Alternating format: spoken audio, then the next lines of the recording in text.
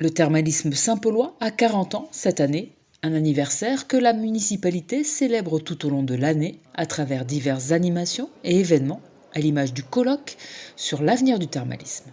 Quels sont les nouveaux formats de cure que l'on souhaite demain? Quelles sont les nouvelles pathologies que l'on souhaite aborder, traiter? Comment rajeunir la patientèle, etc. C'est toutes ces thématiques qui sont abordées avec des acteurs du thermalisme de haut vol en fait aujourd'hui, puisqu'on vient de toute la France pour échanger sur ces problématiques. Et nous avons la chance d'avoir la présence de Jean-Yves Goudbeil, qui est le coordinateur interministériel au thermalisme, Vincent Bru, député, pilote du groupe de travail à l'Assemblée nationale sur le thermalisme. Nous avons les représentants du CNED, la Fédération thermale et climatique, des universitaires, des chercheurs, des institutionnels, des élus, bien évidemment. Nous avons même des étudiants en fait, puisque c'est là que se prépare aussi l'avenir.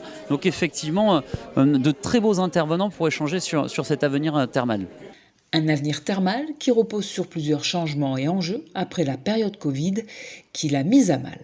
C'est vrai que le thermalisme a beaucoup souffert. Il a connu l'épreuve du Covid en 2020 et en 2021. Il a connu ensuite l'inflation, l'augmentation considérable des prix de l'énergie.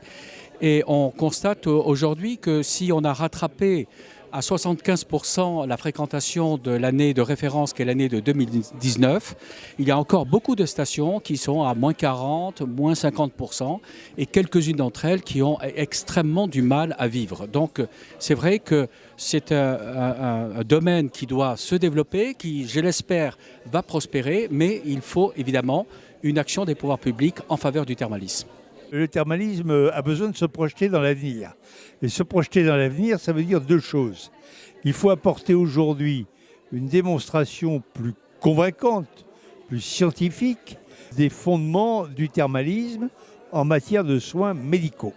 Je crois que c'est reconnu, mais nous devons travailler encore plus à cette reconnaissance. C'est la raison pour laquelle j'ai préconisé la création d'un groupement d'intérêt public pour fédérer la recherche et donner l'objectivité nécessaire à la recherche. Deuxièmement, il faut que le thermalisme se diversifie. Ce n'est pas seulement la cure thermale de 3 semaines classique, il faut aussi aller vers la prévention en termes de santé, il faut aller sûrement vers la reconstruction pour certaines malades touchées par des pathologies différentes, et il faut aller aussi vers le bien-être. Je crois que c'est indispensable. Et c'est aussi l'avenir du thermalisme. Donc il y a deux pôles à bien sauvegarder. Le pôle santé stricto sensu, en y intégrant la prévention, et puis le pôle remise en forme. Le thermalisme Saint-Paulois a déjà amorcé ce virage puisque Saint-Paul-les-Dax est l'une des 3 stations thermales à proposer des cures post-cancer du sein et le groupe Thermadour travaille à d'autres innovations.